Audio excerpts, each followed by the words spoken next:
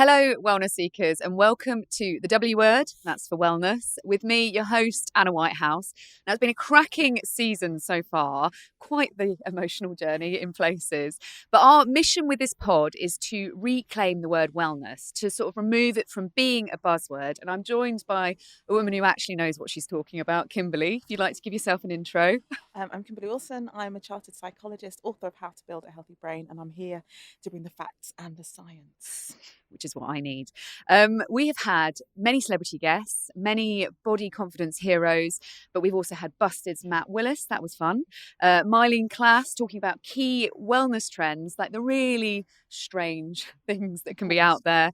And this week, I am so excited to welcome a familiar face from the world's strongest man circuit. Basically, I'm the world's most exhausted mum interviewing the world's strongest man today.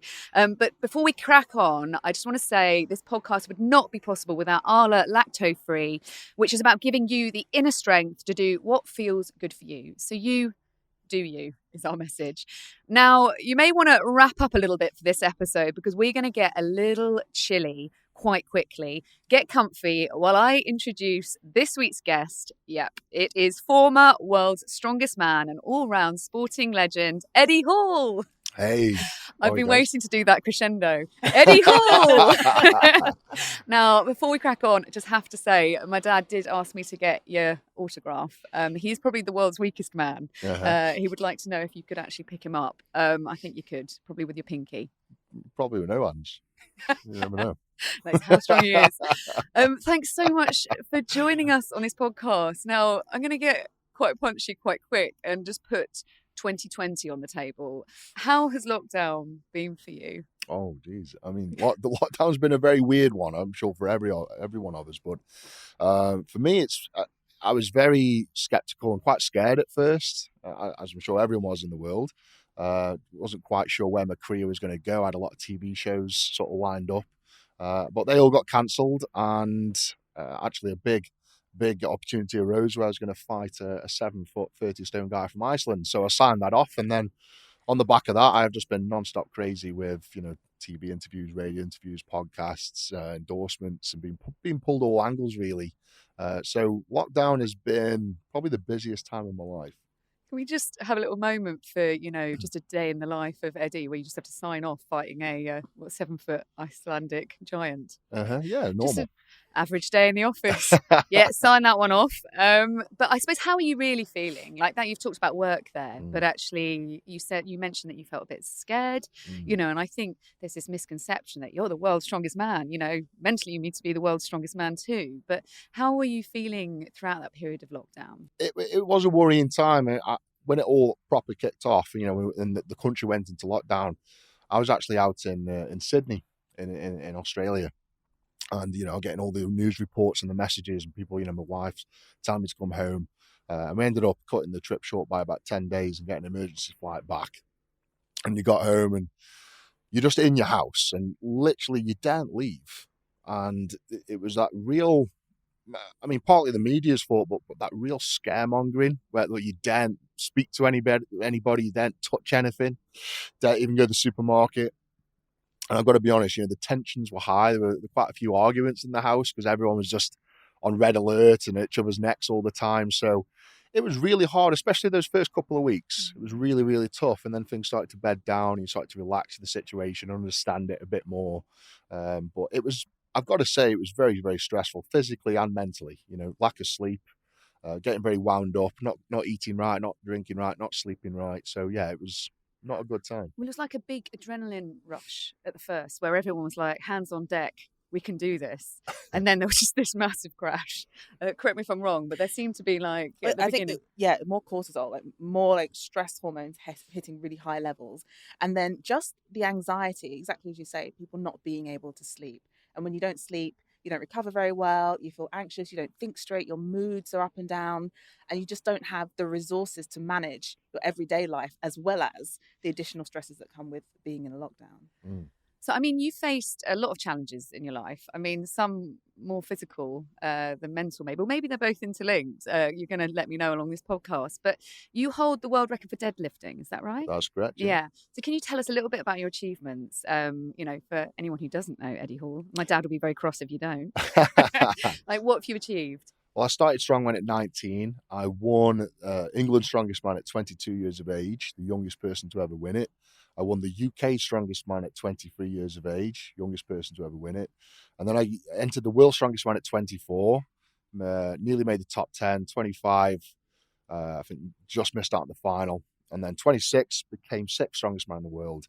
And I think it was at the age of 27, I opted to lift the heaviest weight ever pulled off the floor, the half-ton deadlift, which people deemed was impossible. The world record at the time was, I don't know, it's quite hard to explain to people, but I added nearly 8% to the current world record, which is the equivalent of like Usain Bolt knocking nearly a second off his 100-meter sprint. So, I upped the ante by quite a bit, and that was the deemed the impossible thing. Everyone said it was impossible when I said it. I was going to do it, and I did it.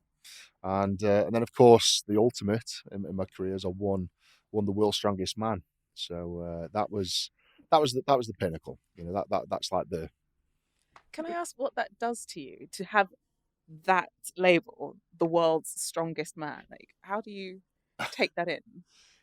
You know what? At first, it's very. It doesn't quite sink in. Do you want me to tell you when it does sink in is when you lose the title. That's when it sinks in. You don't quite realise that you were the world's strongest man until the following. I mean, I retired. As soon as I won the title, I retired. And go out strong, Yeah, exactly. I did a whole whirlwind after winning the title of traveling and meeting people and endorsements and sort of meet and greets and everything. And then I presented World's Strongest Man the following year for Channel 5.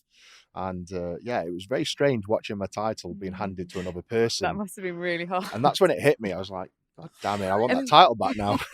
Eddie, in layman's terms, like, could you pick up a horse? Oh, yeah. Okay, could you pick up a tractor? I would say a medium-sized tractor. A medium-sized tractor. Okay. Yeah. I'm trying to see. This is how basic my my strength knowledge is. Could you pick up like a caravan on one hand and a caravan on the other? Like, no, I couldn't do that. You couldn't do that. But a smaller caravan, like a trailer. I could pick up a small caravan, yeah. With a horse in it. No, maybe not. So Eddie, given you're an athlete and you can pick up horses, I'm going to assume that you know about cryotherapy. That is the wellness trend we're going to be talking about today. So for those of you that don't know, I have used the Google. I always say that's how my mum describes it, the Google. And it's basically putting your body in freezing or near freezing conditions in a kind of cryotherapy chamber, which is kind of electrically powered with cold, dry air or liquid nitrogen. So temperature gets to about minus 100 degrees and they go down to like minus 150 degrees, which sounds pretty chilly to me. Now, it looks like something off Star Trek to me. Have you ever tried cryotherapy? And if so, what was it like? I just so happen to have my own cryotherapy machine at home. Of course you do. So. Casual. Yeah. Casual. So I've been using cryotherapy for a number of years. Just for the recovery aspect, shocking the system, bringing out the endorphins. It creates a reaction in the body that, again, I'm no scientist, but it releases some sort of protein inhibitors that helps you recover helps you recover quite faster. So using this in my journey to becoming the world's strongest man, and now obviously going for the fight, I got one at home, and it's the liquid nitrogen based one. So you get in the chamber and you sort of cross your arms and you stand there, and it throws liquid nitrogen gas around you, and it freezes you to around about minus 130 degrees centigrade for about 3 minutes. And you feel absolutely like amazing. Something off Game of Thrones, like the life that you lead. It's like fighting ice giants and standing in freezing chambers. Yeah, no, it's you good. are like real life Game of Thrones. I'm pretty impressed. So, like, would you just buy a cryotherapy chamber off Tinternet? You just like, well, pretty much, yeah. Just Googled it and just found plug a it in. company, and just got one, yeah. Well, there you go, people. You can just, watch EastEnders and then go stand in a little chamber. Now, just coming down to the science, because you've said that you don't know about the science. I don't know about the science, No. but obviously it works for you. The Kimberley, it's meant to help with like muscle repair, which is what Eddie touched on, but also kind of skin problems. It also is supposed to help with anxiety, which is quite an interesting one, because I wouldn't imagine standing in a freezing chamber would help me feel less Feel quite anxious. going But in. anyway, so can you just let us know, what's the science behind it? It's a popular trend, but does it work? And how does it work? There's actually quite a lot of very nice evidence around what we call cold exposure. And that might be a cryotherapy chamber, but kind of entry level, it can be sitting in an ice bath or an ice bucket. Some people have wheelie bins, which they fill with ice and water, or, cold water swimming in the sea, swimming in Sorry, can we ponds. just stop there? So what, people have a bin? Yeah. That they fill with like a clean one. Yeah. Like a Not wheelie your bin. average Fill it with water, fill it with ice, and then after an intense training session, it allows you to get up to, basically neck high, if you don't have the room for your own cryotherapy chamber. But there are lots of what we call cross adaptations that come from using cold exposure. And that's basically the idea that your body isn't just, one system working individually. There are different systems that interlink and cross over. And there's a process called hormesis, which is essentially good stress. Right? And that when you exercise is one of the kind of best examples. When you exercise, you stress a muscle and your body responds by getting stronger. And cold stress is another form of stress. And so when your body responds to cold stress by getting stronger, you get this cross adaptation, which can help improve depression and anxiety, but it also reduces inflammation and reduces what your kind of fight or flight response. So there's really lots of, and I think, to be honest, nice in the evidence. context of the pandemic, we're all in fight and flight 24/7.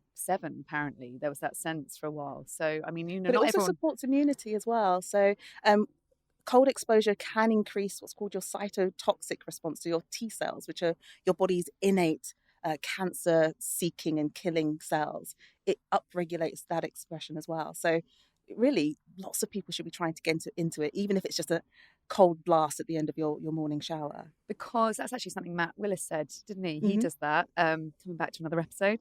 But I know that a lot of rugby players, football players use it, but how is it perceived in your world, Eddie? Like, is it a fad, or do people really take it seriously?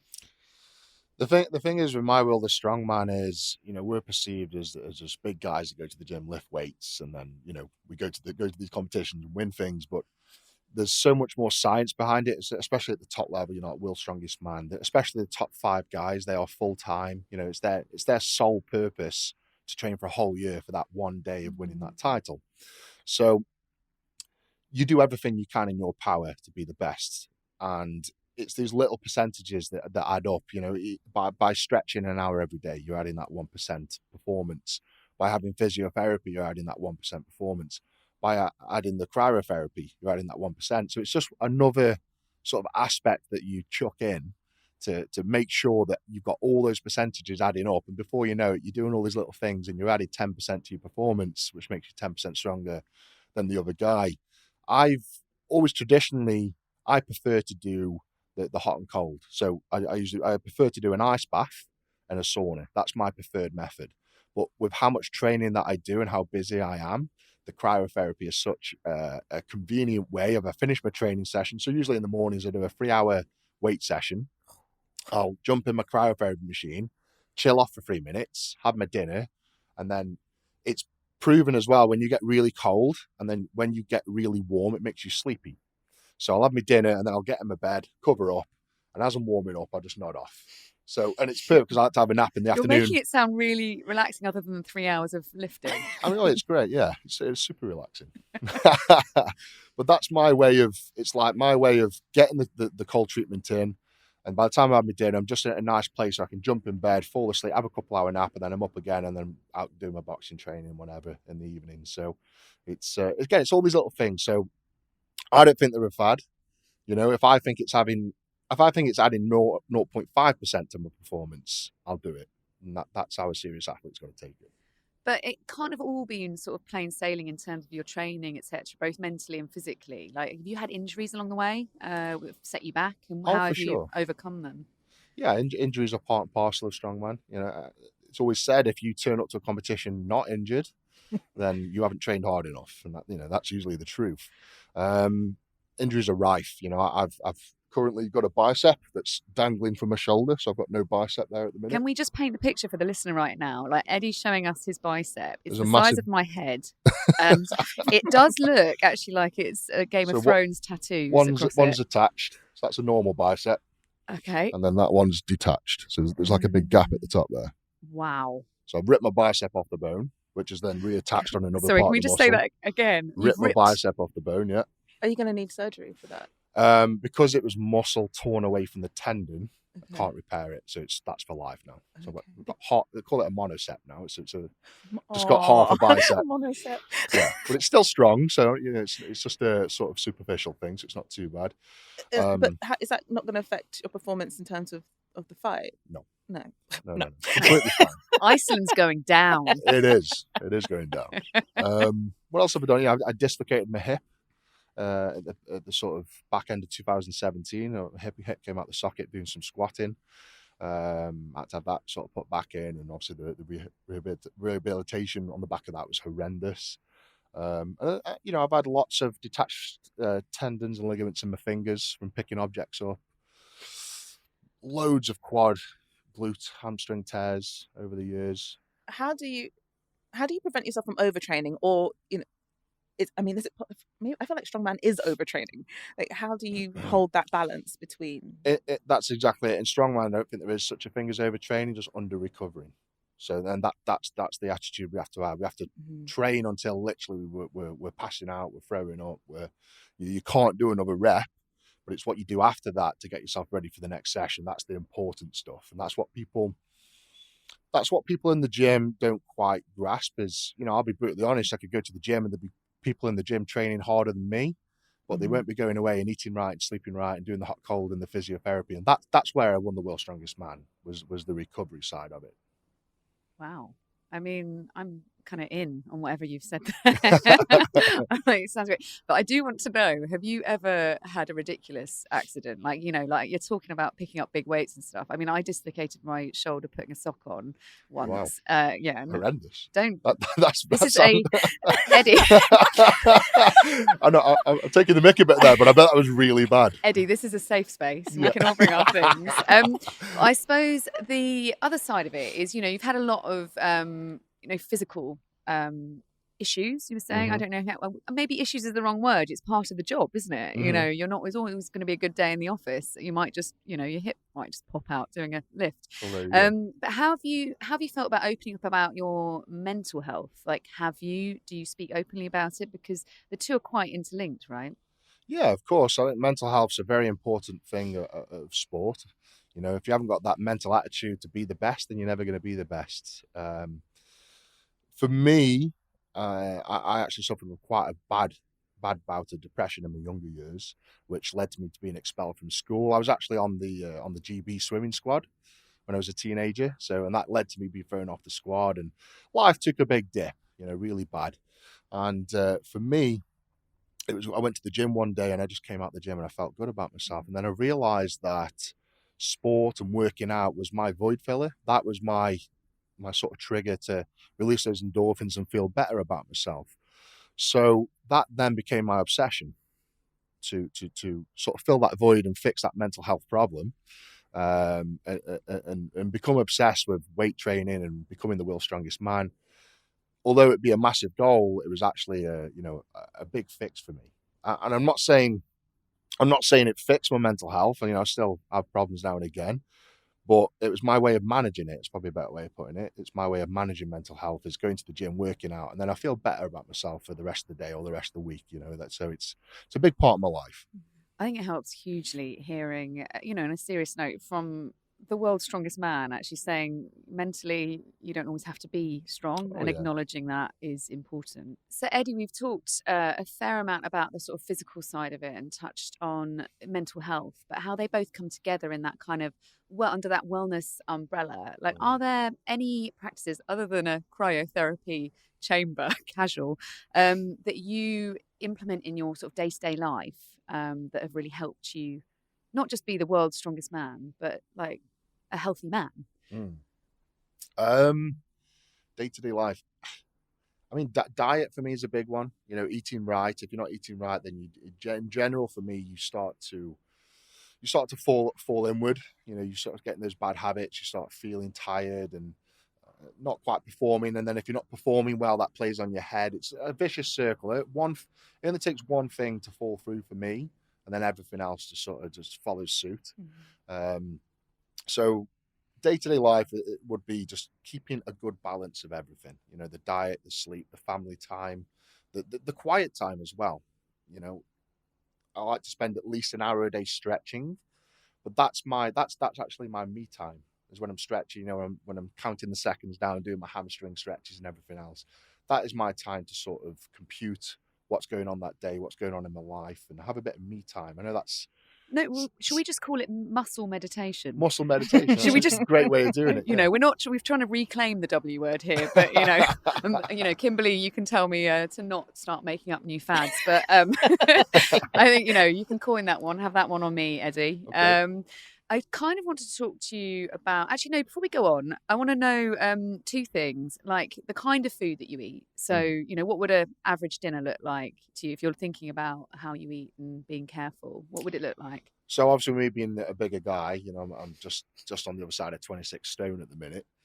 So I need a lot of calories. So lots of carbs, lots of fats, lots of proteins. It's pretty much, a balanced diet, but times it by 4. Meat and 2 veg. Oh yeah, but yeah, basically. But if you were to say have a bowl of porridge for breakfast, I would have a bucket of porridge. If you have a piece of chicken and rice with vegetables for dinner, I'll have 4 pieces of chicken and 4 portions of rice and four portions of vegetables for dinner. You just put the whole chicken in a bun. Basically, yeah. So it's a good balanced diet that most people would eat, which times it by 4, and that's a good concept to work on. Really, is I need 4 times the fuel the normal person does to sort of even function for the day, yet alone train and do what I do. And my second question before we move on is, how do you unwind your mind? You've mentioned sort of muscle stretching. Like, do you do meditation, or do you read, or what are you reading? How do you kind of wind down? Unwinding for me, again, it's part of the process. So the stretching is part of the process of unwinding and computing the day. Once I've done that, pretty much at the end of every single day, I'll have physio. So I'll do an hour's physio with my physiotherapist, and then straight from the physiotherapist, I'll jump in my swimming pool, do some stretching in the swimming pool, do hot and cold treatments, so sauna, ice baths, and that is again my meditation. So you're basically saying the mental and the physical are completely interlinked. Yes, for you. Definitely. You're not reading I don't know, Hello magazine in the evenings. No, I was hoping that would. No, my main sort of outlet is sitting in a sauna for 25-30 minutes, as hot as can be, and just sitting staring at the floor and eating a whole chicken. Yeah. That's your downtime. Now, obviously, you've reached quite heady heights of fame. People recognise you, I imagine, everywhere. You're on TV a lot. You're the world's strongest man. There's I'll go through the accolades again. My dad wants your autograph. How have you dealt with that level of fame, and how has wellness come into that in terms of coping with? You've mentioned anxiety and depression that you had when you were younger. I can imagine there's a concern that might come back with the spotlight being on you. It's been a concern of mine as well, and some days it does get a bit on top of me, but I think fame is something that, luckily for me, is something that's been brought on very gradually.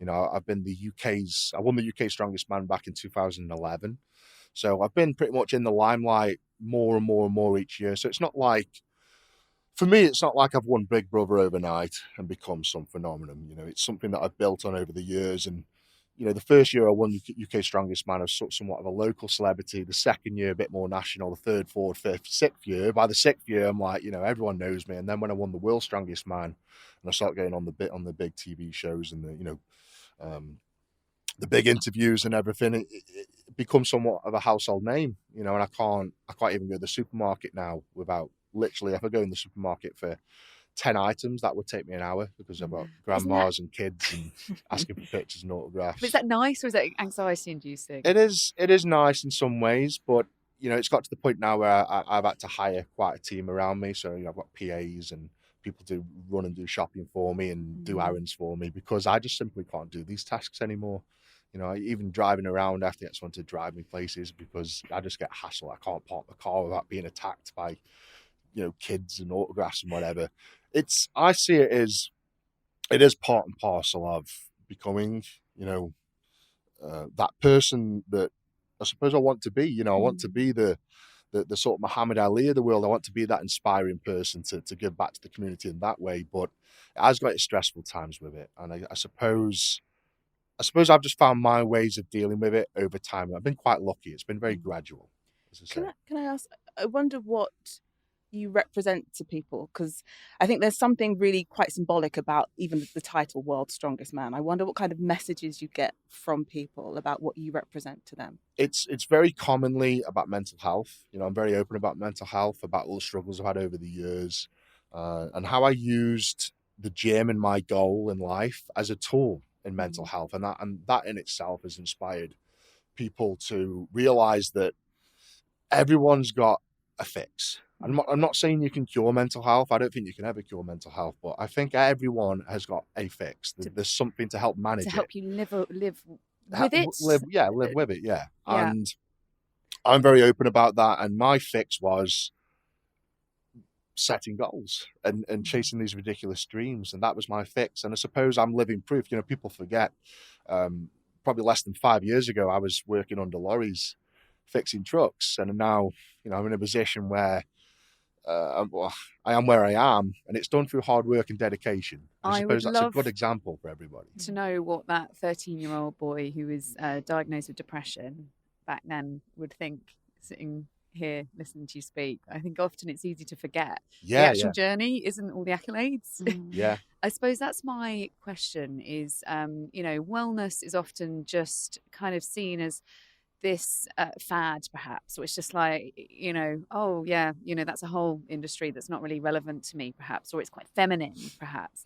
But what does wellness mean to you? How would you define it in how you exist as the world's strongest man? I'm gonna say it again. Well, wellness for me is a balance. It's a good balance of healthy eating, diet, nutrition, family time, socializing, enjoying yourself, relaxation, good sleep. That is wellness. If you're not, if one of those things fall through, then that wellness for me breaks through as well. So it's keeping everything balanced and keeping yourself on that happy playing field. And if you don't feel like you're on that wellness sort of level playing field, then I think happiness falls down as well. Now, can we talk about your nickname, The Beast? I think, that often, and correct me if I'm wrong, that people, the wellness industry is sort of stigmatized for being quite feminine, and that men don't consider their mental health or perhaps physical health or combine them both under the wellness umbrella because it's this feminine, arena almost. I think we also need to talk about sort of toxic masculinity in that. Looking after yourself isn't a feminine trait, right? I mean, I'm going to say that to the Beast. It definitely is not. I'm a big believer in looking after yourself and looking after your mental health and pampering yourself sometimes. There's nothing wrong with that. I've got pictures of you with cucumbers over your eyes. not quite, but yeah, it's along those lines. I'm not scared to try and do those sort of things to help myself sort of relax and be one with myself, really. And Kimberley, I suppose just getting your insight, I'd love some facts and figures, science behind why the wellness industry is perhaps seen as slightly more feminine than masculine. Why, someone like Eddie, who's considered, whose nickname is the Beast and is perhaps seen as quite macho, would maybe not match up with some of the things that he said today about mental health, about wellness. Well, I think it's largely because much of what's, the kind of big W wellness has come through social media. It's kind of popularized through social media. And frankly, social media, particularly Instagram, is a young woman's game. Most of the users on Instagram, 80% of the users are female, and 80% of them are 35 and under. So those are the kind of the market capture in terms of what we see as as wellness. And the big gurus, your Gwyneth Paltrow's, all tend to be women. I feel like Eddie's a guru. Well, yes. A muscle guru. And so it's really about the kind of shifting. So that's where the money is, and that's where people go, and that's where all the products are marketed at. Yeah. And it's about shifting not only the conversation, but broadening the idea about what it means to take care of yourself, what it means to stay well, what it means to have this balance. And it doesn't all have to be yoga and crystals and scented candles. And it can be about feeling strong. And I think what you describe is really important, is this sense of agency. Because we think that agency is actually really crucial for mental health and resilience. And where you were as a teenager, whereas it's kind of crossroads between depression, which is often about withdrawal and helplessness, and a sense of agency. And you got that through going into the gym and seeing that I could lift this, I can move this, I can change myself. And so really it's about, where do you find agency in your life? How do you set those goals for you? So for some people, it might be about, can I do a handstand in yoga? For someone else, it's, can I lift a horse? And for somebody else, it might be something else. But allowing us to find these ways to have agency in our lives is so, so important. I don't know about you, but I have followed some kind of, perhaps they're fads, I still don't know. There wasn't much science behind it. I remember reading an article in a health magazine that said you need to chew your food 50 times before swallowing. And I just ended up looking like a sort of cow chewing on the cud. And my husband was like, I didn't marry this, as we're in a nice restaurant. It might be a good thing to do. But have you come across any kind of weird and wonderful fads in your wellness journey?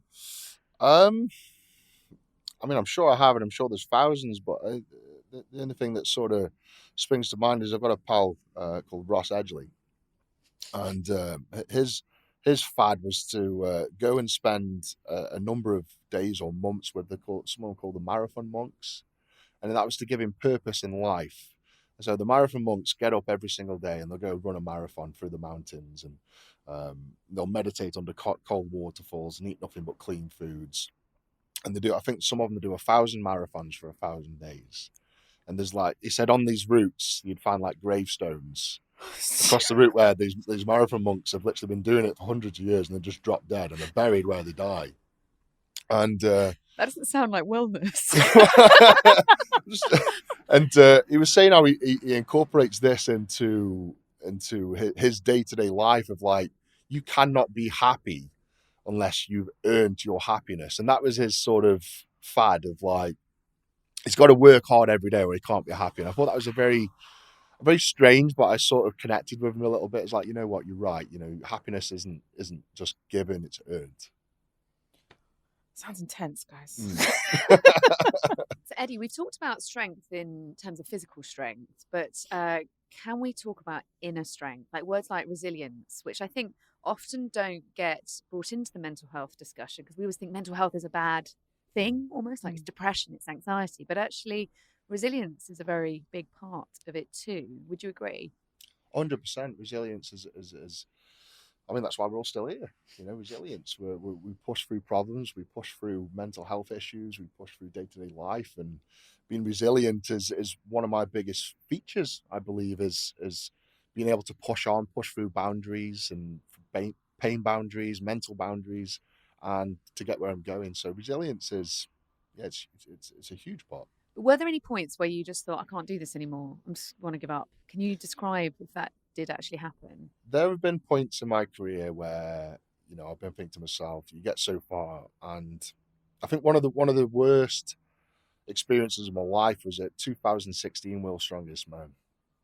The day before the final, I picked a barrel up and just we're allowed to touch the kit before we compete with it. So I picked a barrel up and I detached the ligaments on 2 fingers and 1 hand. And any other man, and I mean that, I went back to my hotel room and I rung my wife and I told her what happened. I said, I'm pulling out the competition. And she just completely took the mickey out of me and just sort of said, has Eddie done a boo-boo? You're going to pull out World's Strongest Man because you hit a and I thought, really hit me in here.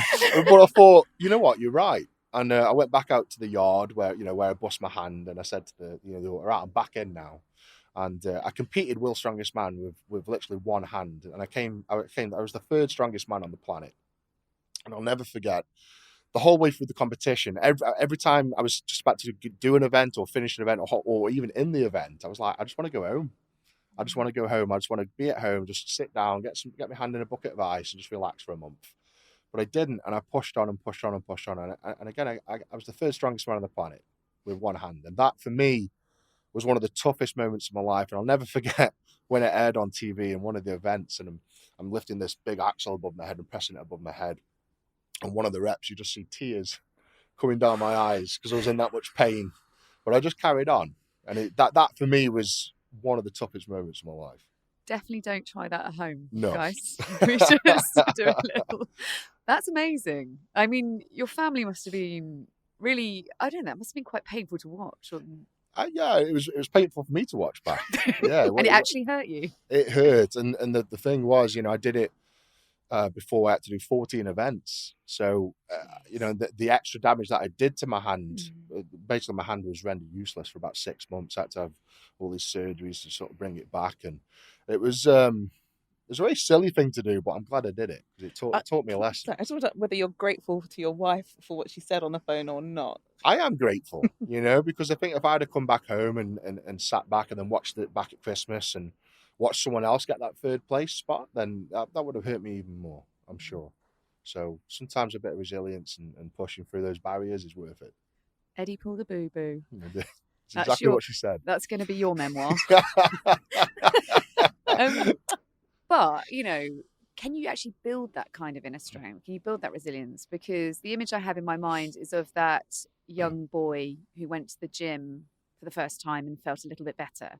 And, correct me if I'm wrong, but I see a sort of similar line with the man who went on that stage and picked up weights with one hand. They're just as strong, those points. So I imagine, correct me if I'm wrong, that first point when you went to that gym was the beginning of you building that resilience. Is that correct? Yeah, I would say so. I think because I was at a point in my life when I was a teenager where I wouldn't leave the house for months on end. Going out to public events would be hard for me. I was expelled from school, so that wasn't a problem. But socializing, Eddie pulled a boo-boo. Yeah. Socializing for me was even hard. Going out and meeting people, meeting friends, it was a real tough time in my life. So for me to start going to the gym and talking to other people and getting back to some normality was a very tough time in my life. And I guess that going back and doing that every day gave me that resilience to sort of push on and venture other paths in my life. If I'd have thought, no, I'm just going to stay in my bedroom and rock back and forth and play video games, that could have been a very realistic future of mine, just being a loner. Well, you're not alone anymore because you can't even go to the shops without getting rugby tackled by Granny. Now, it feels like you have followed your gut instinct a lot throughout your journey. And as you know, this podcast wouldn't be possible without Arla LactoFREE, which is kind of perfect for people who struggle to digest lactose. And I know that is something you have struggled with. And I'd love to just chat about what it's like to be lactose intolerant and how that's affected your journey. So in my preparation for the World's Strongest Man, becoming the World's Strongest Man, I surrounded myself with an amazing team of physiotherapists, doctors, analysts, blood doctors, you name it. I sort of, any advice I could seek, I seeked it. And I had a full sort of blood works done of absolutely every test under the sun. And one thing that came back was lactose intolerance. And I thought, wow, I said that's big because I was guzzling milk on a daily basis.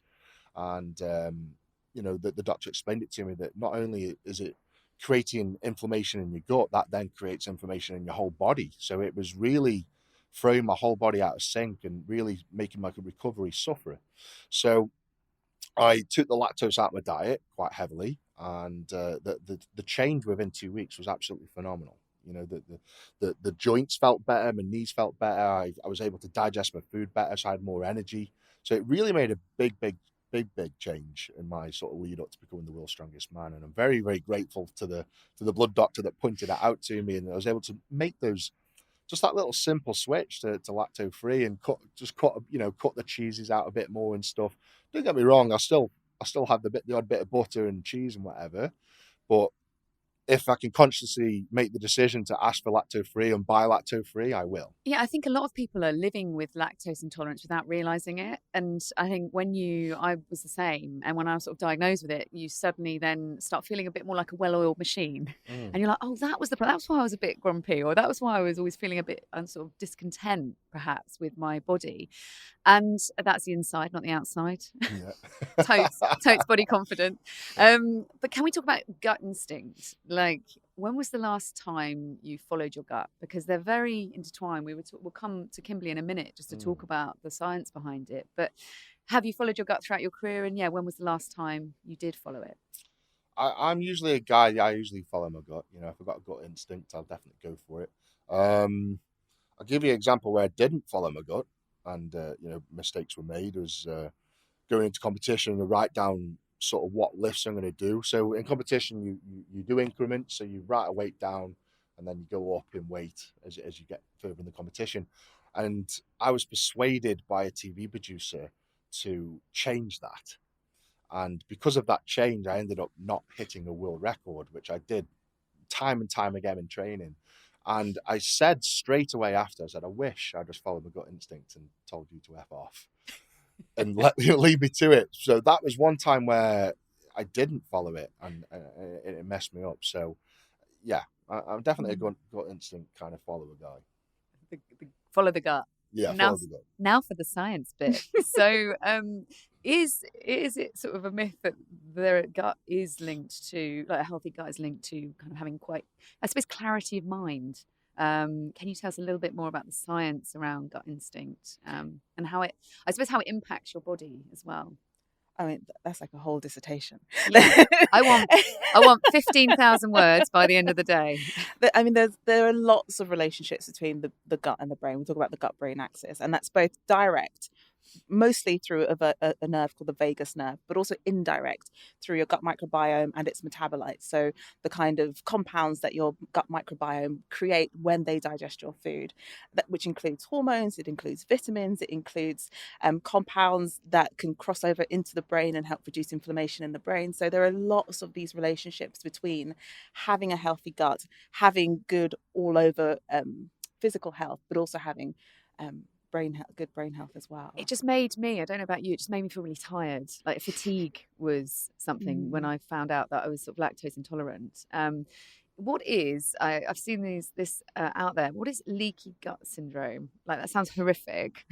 So leaky gut syndrome is a myth. It's not a syndrome. It's not considered a syndrome by gastroenterologists. Leaky gut is a symptom of other things. So, for example, it's essentially, in your gut, you have these very tight junctions which stop the things that in your gut, the bacteria and the bits of food crossing over into your bloodstream, and they stop your blood cells and your immune cells crossing into the gut, because you don't want those two things to happen, because your immune cells are looking for bacteria to fight, and obviously there's plenty of bacteria in your gut, so it would start a fight that shouldn't be there, shouldn't happen. So you have these lovely tight junctions, but if things go wrong, if you're not eating well, if you're overtired, if you smoke, if you drink too much, lots of lifestyle factors, as well as things like celiac disease, then you can end up with these little gaps. And everybody becomes a little bit leaky after every meal, because when you eat, that's the most likely way that you're going to get pathogens into your body. So you do want some immune cells just to keep an eye on things and make sure things are okay. But in most people, they tighten up again. So everybody becomes a little bit leaky after every meal, but some lifestyle factors can cause those gaps to be a little bit more constant and more consistent, which means you can get more inflammation and more of a little kind of battle happening in your gut. And that can have other long-term effects in the rest of the body. But leaky gut syndrome, not so much. Leaky gut as a symptom of other things, yeah.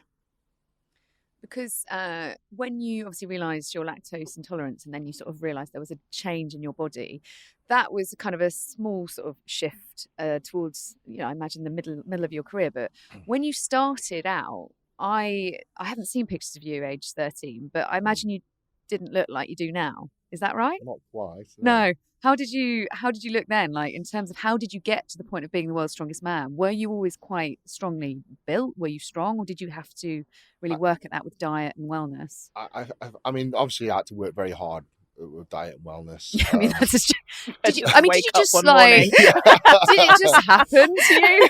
You just started picking horses up one day. I've had a Banana few man. lucky factors in my life. I've got a myostatin deficiency. So basically, my body can hold more muscle mass than other people. It's actually called the Hercules Gene. So I've got a gene deficiency that's known as the Hercules Gene. That helps. It does help. Obviously, I think from the age of 5, I've trained 15 hours a week minimum. So I've been in obviously the swimming team, and then I was on the age of 5. the age of 5, yeah. So I was basically a professional swimmer at age 11, 12, 13. So at 13 years of age, I would have been pretty much every year I've been the same in stones. So at 13, I was 13 stone, and I was an athlete, so I had 0 body fat virtually and just ripped to shreds. So it's quite easy for me to transition. I swam up until I was 16, and then I started weights at 14. So it's quite easy to me to transition from being a big, strong, fit swimmer to then transfer into bodybuilding, and then putting it into more functional strength training, because I had the foundation there anyway. Huge lungs, huge heart, big muscles anyway from the swimming. So I've had a lot of lucky factors in my life that led to me becoming the world's strongest man. And of course, being a part of the GB squad in my younger years, I had my own coach, my own nutritionist, my own dietitian, blood doctors, and everything. So from a very young age, I've been somewhat of a professional athlete. So wellness has always been weaved into your life, basically. Pretty much, it sounds like, from age 5. Yes, yeah. Wow, My mum is actually a massive fitness fanatic. So she used to run the Ironmans. Of course she did. Yeah, of course. She's a full-time firewoman even now, at the age of just going up to 60. So I've had, she's always been into eating healthy. So I've always, even at kids, it would be, chicken nuggets weren't allowed. Never allowed McDonald's. So it was always, meat and veg, meat and baked potatoes, and so a very, very, again, just everything just fell in place. A very lucky sort of family network, really. That you sound like that cartoon, The Incredibles. Yeah, like it's not just the genes are strong, but it sounds like you've been on a journey there. So, but yeah, Mr. Incredible with the Hercules gene. That's it. Boom. Well, there we go. Eddie Hall, it's been a pleasure wrapping up this week's episode of The W Word. Now, what would you say is your takeaway from this episode, other than eating a whole chicken in a sauna? I suppose my takeaway is, shouldn't be ashamed of pampering yourself, and that wellness is for everybody, men and women. And I suppose that is the stigma at the minute, is women can do it and men can't. But I'm living proof that you can. There's no problem with it. And Kimberley, have you got anything to add about the sort of stigma of wellness being seen as a feminine thing? Yeah, I think, aside from what I said earlier, I think there's also, we need to shift the language around the way we talk about masculinity, I think. And I think we need to be very careful about saying things like toxic masculinity, just because it gives the idea sometimes that masculinity in itself is toxic. And obviously it's not. And obviously Eddie is an example of someone who is masculine in a very kind of very traditional way, but kind, compassionate, thoughtful, takes care to have, look after his mental health and be in balance. And I think we need to, all of us, men and women, think about how we talk about each other in a much more compassionate and balanced way. Well, thank you, team. I've learned a lot. Can please, anyone listening to this, not try and pick up a horse. We'll leave that to Eddie. We're going to be back next time. In the meantime, check out Arla LactoFREE socials just for any more information and just to get stuck in. And just look after yourself. I think that's the main thing that we want to get across in this podcast, is stop seeing wellness as this distant thing and start seeing it as an everyday thing. So thanks, team. Eddie, Kimberley, thanks for tuning in. And it actually didn't get that cold in here in the end, as we say. And don't lift a horse or a mid-sized tractor.